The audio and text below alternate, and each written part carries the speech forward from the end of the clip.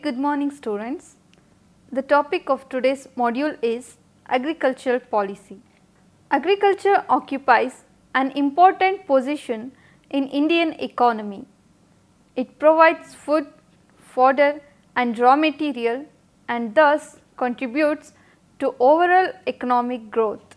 Its good performance over the period of time helps in the generation of more employment, thereby reducing poverty, hunger and malnutrition. The rapid economic development of any state or region without the development of its agriculture is almost impossible.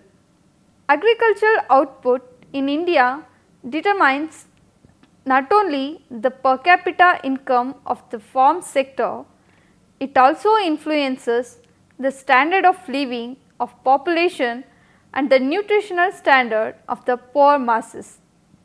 In India, the share of agriculture in the gross domestic product is about 30% as compared to about 27% by the secondary sector. Agro-based industries such as cotton and jute, textile, sugar, vanaspati and beverages like tea, coffee and cocoa are obtained from agriculture. Other industries based on agriculture are rice husking, oil crushing, handloom weaving, rice bran oil, cotton seed oil, coconut and copra oil.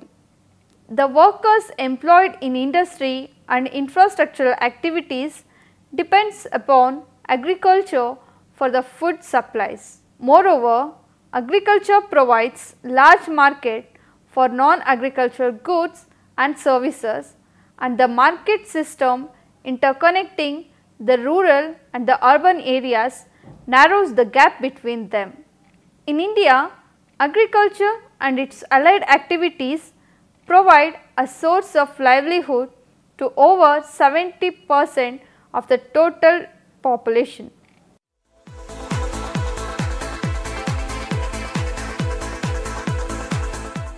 Rural development in India, policy and program. After independence, the government of India paid a special attention to rural development as over 70% of our population is living in the villages.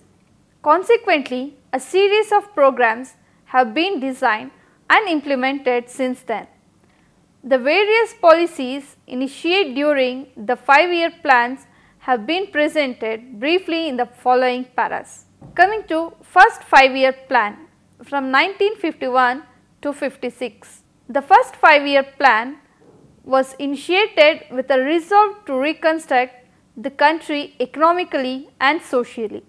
The immediate and ultimate objectives of the planned development programs were to provide for a production and that too to initiate process of integral change, including change in the outlook of rural masses, thus increasing production and reducing the existing inequalities were the two main objectives of the first 5-year plan.